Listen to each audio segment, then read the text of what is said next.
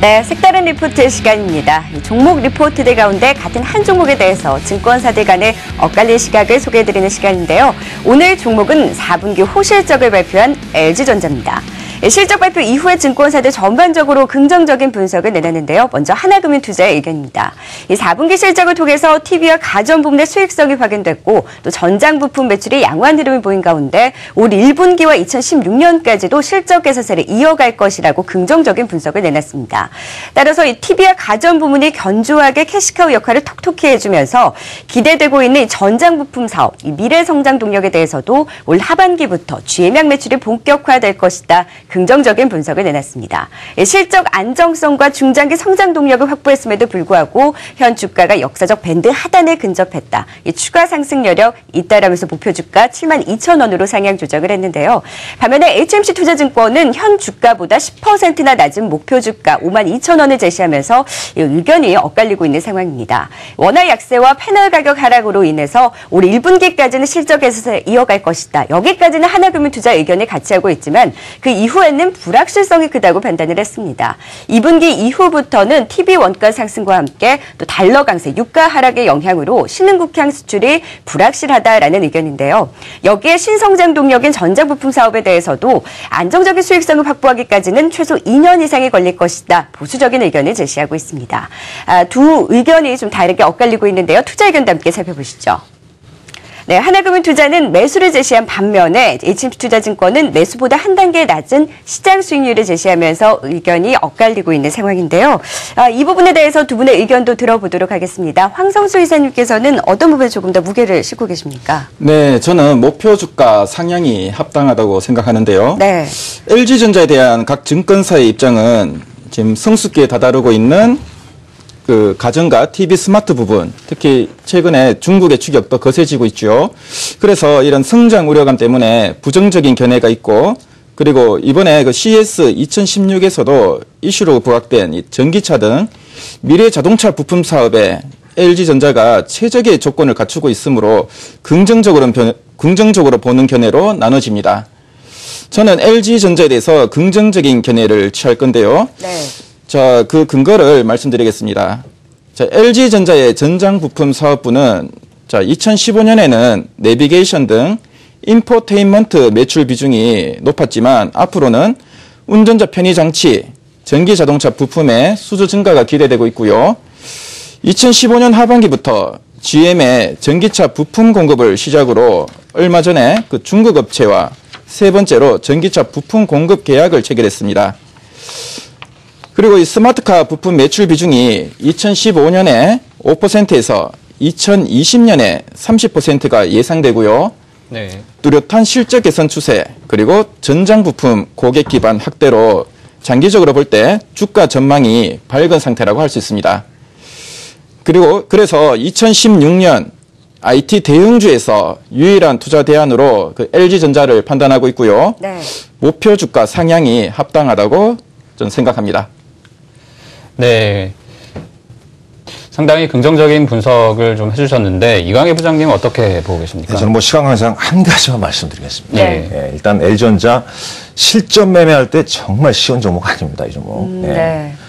그리고 이제 뭐 결론은 이러거죠. 그러니까 지금 이제 황성수 이사가 잘 말씀을 드렸지 않습니까? 그 내용, 뭐 전장 사업부 기대감, 뭐 이런 게 이제 중요한데, 뭐 목표가가 72,000원이었죠. 하나는. 네. 그다음에 하나는 52,000원이죠. 네. 그러면 지금 어제 종가가 57,800원이었습니다. 좀 분위기 좋았죠. 52,000원 아래에서 사시면 된다는 얘기죠. 네. 네. 뭐 그렇게 생각하시죠. 예. 그렇습니까? 간단하게. 네. 뭐 그렇게 대응하시면 낫지 않겠냐 이렇게 전 보고 있습니다. 네, 알겠습니다. 네, 색다른 리포트 LG전자까지 자세하게 짚어봤습니다. 네. 네, 이제 솔직한 투자 전략 세우면서 마무리 지어보도록 하겠습니다. 말 그대로 솔직하게 좀 장을 어떻게 대응해야 되는지 투자 전략을 세워보는 시간인데 솔직하게 말씀해 주셔야 돼요, 부장님. 네. 어떻게 투자 전략 세워보면 좋을까요? 그러니까 뭐 어제 뭐 우스갯소리로 이런 얘기하더라고요. 뭐 미국 시장 오르면 친미 쪽, 네. 중국이 오르면 친중 쪽 뭐 이렇게 네. 나오는데 일단 뭐 미국이 좀 빠졌지 않습니까? 분위기 어제 이제 오늘 좀 기대감을 많이 있었죠. 네. 근데 중요한 건 이런 것 같습니다. 지금 지수가 우상향입니까? 아니죠. 우하향입니다, 지금. 자, 그런데 종목이 올라간 종목들이 있죠. 1월 달에 제약 바이오, 대장주는 종근당, 한미, 그다음에 셀트리온. 자, 이들 종목군들 차익 매물 나오고 있습니다. 네. 그리고 2차전지, 뭐 LG화학, 그다음에 이제 코스닥의 2차 전지 관련주도 한 대 얻어 맞았어요. 네네. 네. 그 얘기는 일단 기존의 주도주가 약간 지금 분위기가 좀 안 좋다는 얘기입니다. 네. 그걸 인정을 해야겠죠. 네.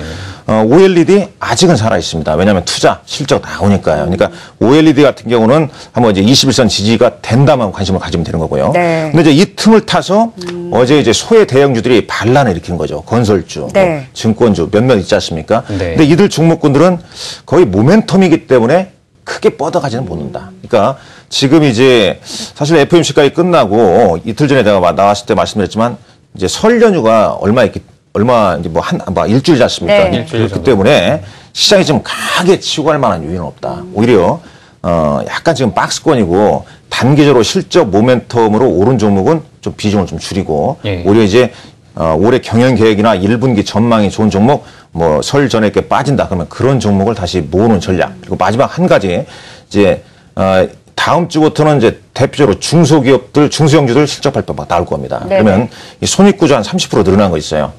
그런 거 장중에 공시 나오게 되면 단기 매매하시면 됩니다. 이상입니다. 그렇습니다.